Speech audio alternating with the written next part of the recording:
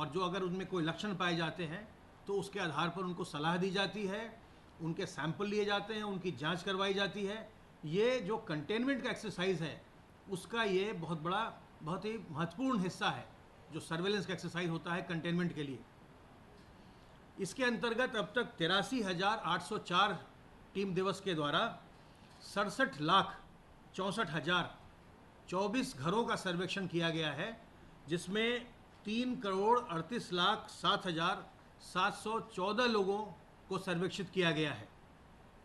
Aarogya Setu app का हम लगातार प्रयोग कर रहे हैं। आरोग्य सेतु से जो भी अलर्ट जनरेट हो रहे हैं उनको जिलों के साथ शेयर किया जा रहा है, जहां से जिले स्तर पर भी उनसे संपर्क किया जा रहा है। उसके अलावा हम अपने कंट्रोल रूम से लगातार जिनको भी अलर्ट जनरेट हो रहा है उनको हम फ़ोन करके उनका हम हालचाल पूछ रहे हैं, उनको हम सलाह दे रहे हैं। हमारा कंट्रोल रूम का जो हेल्पलाइन नंबर है वो है 1800-180-5145। अभी तक आरोग्य सेतु में जो अलर्ट जनरेट हुए हैं उनमें से 23,780 लोगों को हमारे कंट्रोल रूम के द्वारा फ़ोन किया जा चुका है।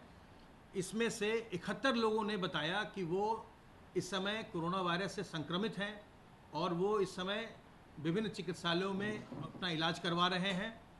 41 लोगों ने बताया कि उनको संक्रमण हुआ था और वो अब पूरी तरह स्वस्थ होकर डिस्चार्ज कर दिए गए हैं। 326 लोग वर्तमान में क्वारंटाइन में हैं और बाकी लोगों को भी सलाह दी गई कि वो सतर्क रहें और अगर उनमें कोई लक्षण आते हैं तो आकर के वो अपना इलाज करवाएं। जिसमें भी किसी में कोई लक्षण आए, खांसी हो, उनको सांस लेने में तकलीफ़ हो या बुखार आता है, तो ऐसी स्थिति में कोई भी अगर लक्षण आते हैं तो लक्षण आए तो आप जो सरकारी अस्पताल है, जिला अस्पताल है, वहाँ जाकर के अपनी जांच करवाइए। अगर जांच में आप में संक्रमण पाया जाता है तो आपकी चिकित्सा की व्यवस्था निःशुल्क होगी। माननीय मुख्यमंत्री जी ने ये निर्देश दिया है कि प्रदेश के सभी व्यक्तियों की जांच की व्यवस्था और चिकित्सा की व्यवस्था निःशुल्क की जाएगी। तो मेरा आपसे सबों से अनुरोध है कि अगर आप अपने आप में कोई लक्षण देखते हैं या अपने मोहल्ले में, पड़ोस में, किसी पास के व्यक्ति में कोई लक्षण देखते हैं तो तत्काल चिकित्सा विभाग के संपर्क में उनको लाएं, उनकी जांच करवाएं और अगर संक्रमण है तो उनकी चिकित्सा करवाएं। अगर हम समय से अपनी चिकित्सा करवाते हैं तो हमें किसी प्रकार की कोई भी तकलीफ नहीं होती। और आप देख रहे हैं कि बहुत बड़ी संख्या में लोग लगातार उपचारित होकर, डिस्चार्ज होकर घर जा रहे हैं। इसलिए हमें इस रोग को छुपाना नहीं है, इसको हमको तत्काल आगे आकर अपना परीक्षण करवाना है। इस रोग में चूँकि ये संक्रामक रोग है तो किसी को भी हो सकता है, इसमें किसी प्रकार की हीनता या मन में हीन भावना लाने की आवश्यकता नहीं है। और अगर किसी दूसरे व्यक्ति को होता है तो हमें अपने मन में उसके प्रति कोई भी दुर्भावना नहीं लानी चाहिए, बल्कि हमें उसकी मदद करनी चाहिए, हमें उसकी जांच करवानी चाहिए। जांच करवाने में और उसको अस्पताल भेजने में हमें उसकी मदद करनी चाहिए। हम प्रवासी जो कामगार लौट रहे हैं, और आप जानते हैं कि उत्तर प्रदेश में बहुत ही बड़ी संख्या में प्रवासी कामगार लौट रहे हैं, उनका लगातार शेल्टर होम पर भी और उनके घरों पर भी, जिनको हम होम क्वारंटाइन में भेज रहे हैं उनको घरों पर भी उनका हम सर्वेक्षण करवा रहे हैं। हमारी आशा वर्कर्स इस काम में लगातार लगी हुई हैं। अभी तक 5,36,223 प्रवासी कामगारों का आशा वर्कर्स के द्वारा सर्वेक्षण किया जा चुका है और उसमें से 629 लोग लक्षण वाले पाए गए। इन सबों के सैंपल लेकर के उनकी जांच करवाई जा रही है। इस समय संक्रमण को नियंत्रित करने के लिए ये बहुत आवश्यक है कि जो प्रवासी कामगार होम क्वारंटाइन में भेजे जा रहे हैं वो अपने घर में ही रहें और जो ग्राम निगरानी समिति अथवा मोहल्ला निगरानी समिति बनाई गई है उसका ये बहुत बड़ा दायित्व है कि वो इस बात को सुनिश्चित करें कि जिन लोगों को भी होम क्वारंटाइन में भेजा गया है, जिनके घर पर फ्लायर लगाया गया है जिसमें तिथि भी लिखी हुई है कि कब तक उनको होम क्वारंटाइन में रहना है, तब तक वो घर में ही रहें, ये सुनिश्चित करें। और घर में भी जब वो प्रवासी कामगार हैं या जिनको भी होम क्वारंटाइन में रखा गया है, उनसे मेरा ये आग्रह है कि अपने घर में भी आप घर के अन्य सदस्यों से दूर रहें, दूरी बरतें। न तो बुजुर्गों के पास जाएं, न जो पहले से कोई बीमार व्यक्ति है उनके पास जाएं, न गर्भवती महिलाओं के पास जाएं, न बच्चों के पास जाएं। ये सभी जो हैं ये ज़्यादा रिस्क में होते हैं, तो इनसे हमें दूर रहना है, इनको हमें बचाना है। और ये आपके माध्यम से एक बार फिर से अनुरोध कर दूं कि इसमें इस समय इसके न तो कोई वैक्सीन है और न ही कोई इसकी कोई दवा है, इसलिए सतर्क रह के बचाव करना ही सबसे बड़ा सबसे अच्छा साधन है। उसके लिए साबुन पानी से बार बार हाथ धोना, अपने मुंह और नाक को ढक कर रखना, मास्क से, रुमाल से, गमछे से, दुपट्टे से, और सोशल डिस्टेंस मेंटेन करना, 2 गज की दूरी। जब भी हम कहीं जाएं सार्वजनिक स्थल पर या अपने घर में भी हम लोगों से 2 गज की दूरी मेंटेन रखें ताकि हमें संक्रमण न जाए, और अपने शरीर की प्रतिरोधक क्षमता को बढ़ाते रहिए। अगर आप सतर्क रह के अपना बचाव करेंगे तो अवश्य ही आपको संक्रमण नहीं होगा और समाज को भी आप सुरक्षित रखेंगे। अब मैं अनुरोध करूंगा अपर मुख्य सचिव गृह से कि वो आगे की बातें बताएं।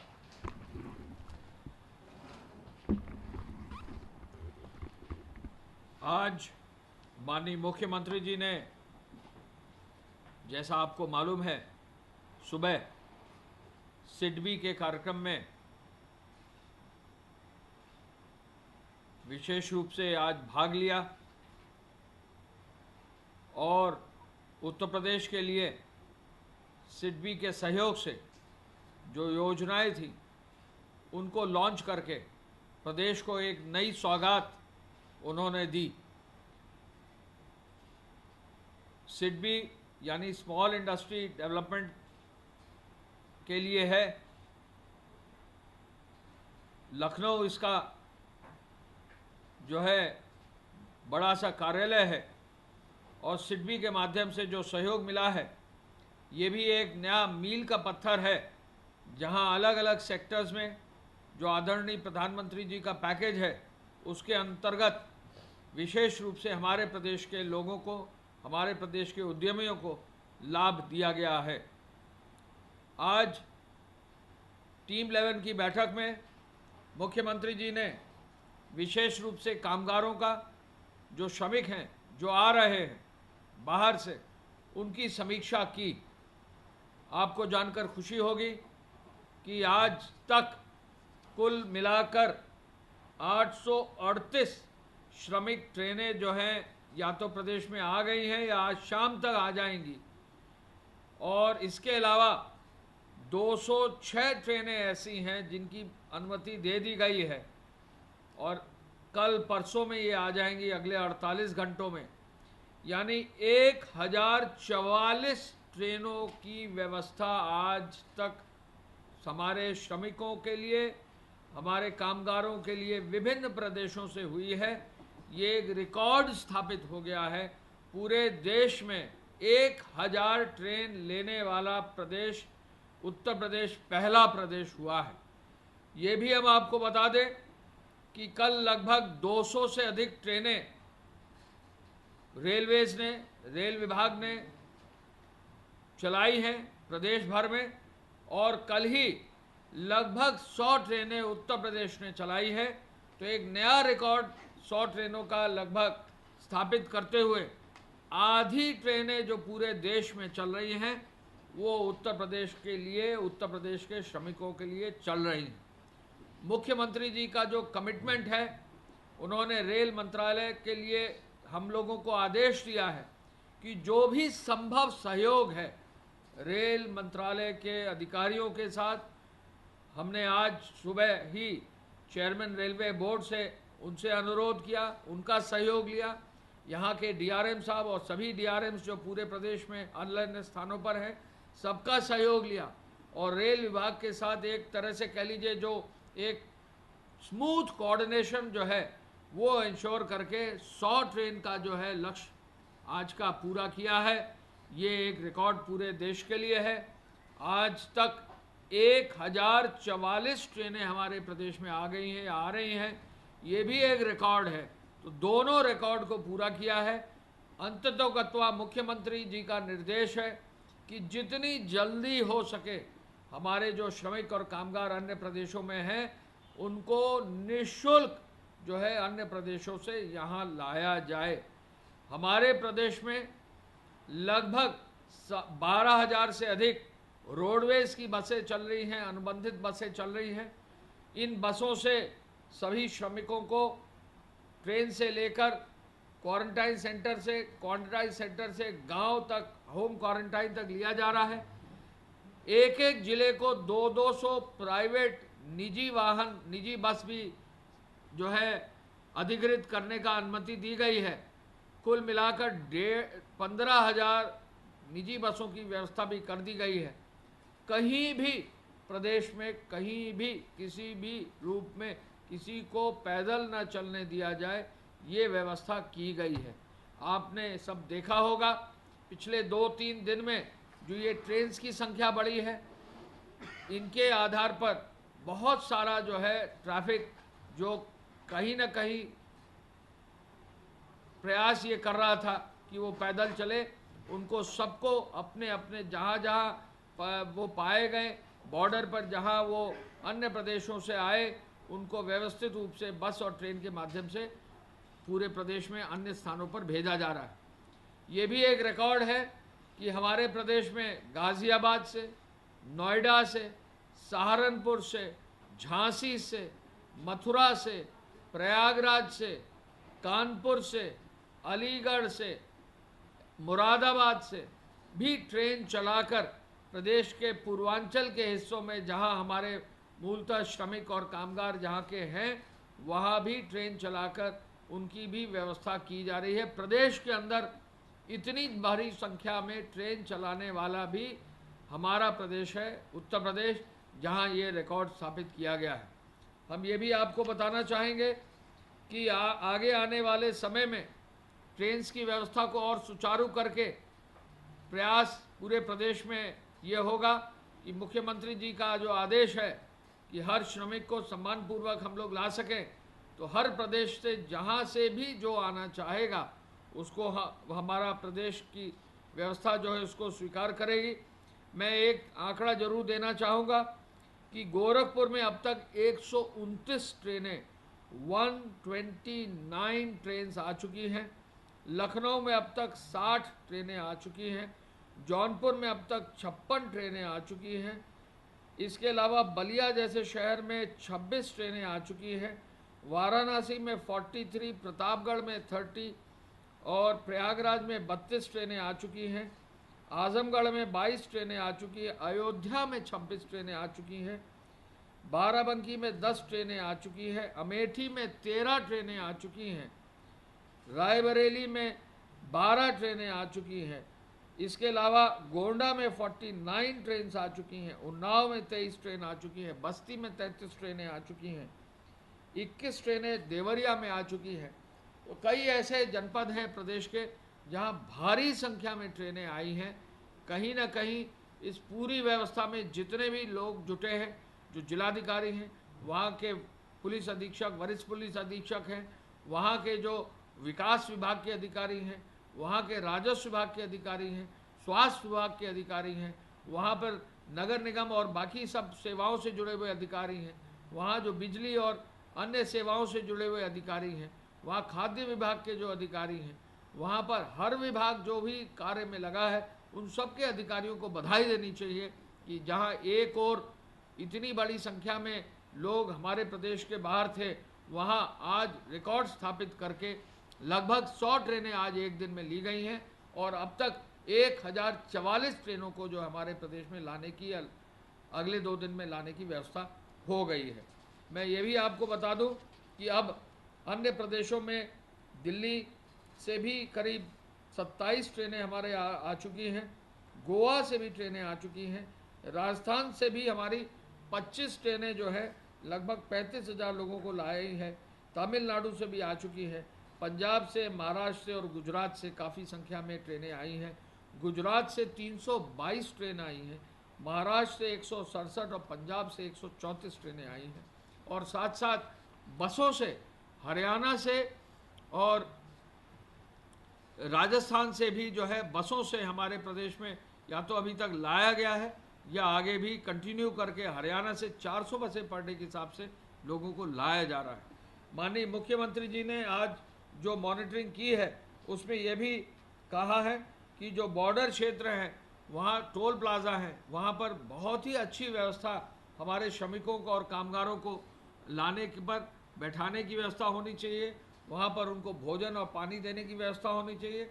उनका मेडिकल टेस्ट अगर आवश्यक है तो मेडिकल टेस्ट करने की जो है व्यवस्था होनी चाहिए और फिर सकुशल उनको आगे भेजना चाहिए। मुख्यमंत्री जी ने क्वारंटाइन सेंटर्स की क्षमता 15 लाख करने के लिए कहा है और निर्देशित किया है। आपको मालूम है कि एक दिन में जहां 100 ट्रेनें आती हैं तो लगभग 1.5 से 2 लाख लोग प्रतिदिन हमारे प्रदेश में आ रहा है। 2 लाख लोगों को प्रतिदिन आने पर उनको प्रत्येक का मेडिकल स्क्रीनिंग करना, उनको प्रत्येक को जो है खाद्यान्न का पैकेट देना, प्रत्येक को घर तक सेफ पहुंचाना, ये बहुत बड़ा चैलेंज है। इस चैलेंज को जो है मुख्यमंत्री जी के मार्गदर्शन में स्वीकार करते हुए प्रदेश में ये व्यवस्था लागू की गई है। मुख्यमंत्री जी ने यह भी कहा है कि उद्योग विभाग और एमएसएमई विभाग ऐसी कार्य योजना तैयार करे कि इन विभागों के माध्यम से जो उद्योग का सुपरविजन हो रहा है, उन उद्योगों में जो बाहर से प्लम्बर आए हैं, जो बाहर से मेटल का काम करने वाले आए हैं, जो बाहर से हमारे कौशल प्राप्त लकड़ी का काम करने वाले आए हैं, जो सिविल कंस्ट्रक्शन से लोग जुड़े हुए हैं, जो मेटल पर जो है के अलावा अन्य चीज़ों पर काम करने, जो भी कौशल जिन लोगों में है उसका पूरा डेटा बैंक बनाकर उसकी व्यवस्था ऐसी की जाए कि जहाँ भी उद्योग में स्किल्ड लेबर की आवश्यकता है, जहाँ भी स्किल्ड कर्मचारी की आवश्यकता है, वो केवल वेबसाइट के माध्यम से, टेलीफोन नंबर के माध्यम से लोगों को बुला सकें और हमारे प्रदेश के उद्योगों को पर्याप्त मात्रा में जो है लेबर की व्यवस्था को सुनिश्चित किया जा सके। हमारे यहाँ लौटे हुए लेबर उनमें कार्य भी पा सकेंगे और हमारे उद्योगों को भी आगे बढ़ाया जा सकेगा। मुख्यमंत्री जी ने श्रमिकों के लिए मनरेगा में, ओडीओपी में, विश्वकर्मा श्रम सम्मान में, महिला स्वयं सहायता समूह में, डेयरी दुग्ध समितियों में, खाद्य प्रसंस्करण इकाइयों में, गौ रक्षा स्थल पर, बाकी जगहों पर भी जो है प्रवासी श्रमिकों को रोजगार देने का निर्देश उन्होंने दिया है। जो कोविड अस्पताल हैं L1, L2, L3, उनका लक्ष्य जैसा कि आपको मालूम था, पहले 50,000 करके 52,000 किया गया, अब 59-60,000 करके उसको 1 लाख करने का जो निर्देश मुख्यमंत्री जी ने दिया था, अभी उन्होंने ये तय किया कि जल्दी ही इसको पहले 75,000 कर दिया जाए और आगे बढ़ाते हुए इसको 1 लाख फिर आगे पूरा किया जाए। फ्रंटलाइन वर्कर्स को पूरी मेडिकल की सुरक्षा की व्यवस्था हो। जनपद में कार्यरत CMOs, डिप्टी CMOs को नियमित संवाद बनाते हुए नियमित रिपोर्ट देने के लिए भी निर्देश दिया है। एक नया एक्सपेरिमेंट मुख्यमंत्री जी ने, जैसा हमने पूर्व में बताया था, जो पल्स ऑक्सीमीटर को यूज़ करने का है और वो आदेश दिया है। साथ साथ उन्होंने कहा है कि इंफ्रारेड जो थर्मामीटर है उसका उपयोग व्यापक रूप से हो, गांव स्तर पर भी इंफ्रारेड थर्मामीटर का उपयोग हो, ये कार्रवाई भी सुनिश्चित की जाए। कड़ाई से पुलिस द्वारा पेट्रोलिंग, नाइट पेट्रोलिंग अवश्य की जाए। मेन हाईवेज में नाइट पेट्रोलिंग जरूर हो, एक्सप्रेसवेज पर पेट्रोलिंग जरूर हो, साथ में जो स्टेट हाईवेज हैं उन पर भी पेट्रोलिंग जरूर हो, इसका भी आदेश उन्होंने दिया है।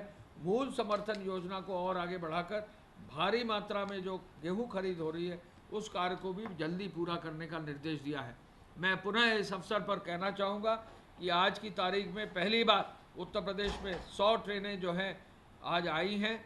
इसके अलावा पहली बार जो है 1000 ट्रेनों की व्यवस्था अब तक उत्तर प्रदेश में हो गई है।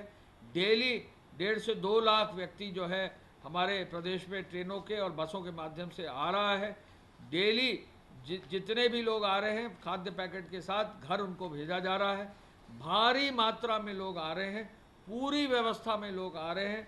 डेली मुख्यमंत्री जी ने मॉनिटरिंग करने का सभी अधिकारियों को आज निर्देश दिया है और रात में पेट्रोलिंग का निर्देश दिया है कि कहीं भी कोई एक्सीडेंट ना हो। धन्यवाद। जय हिंद।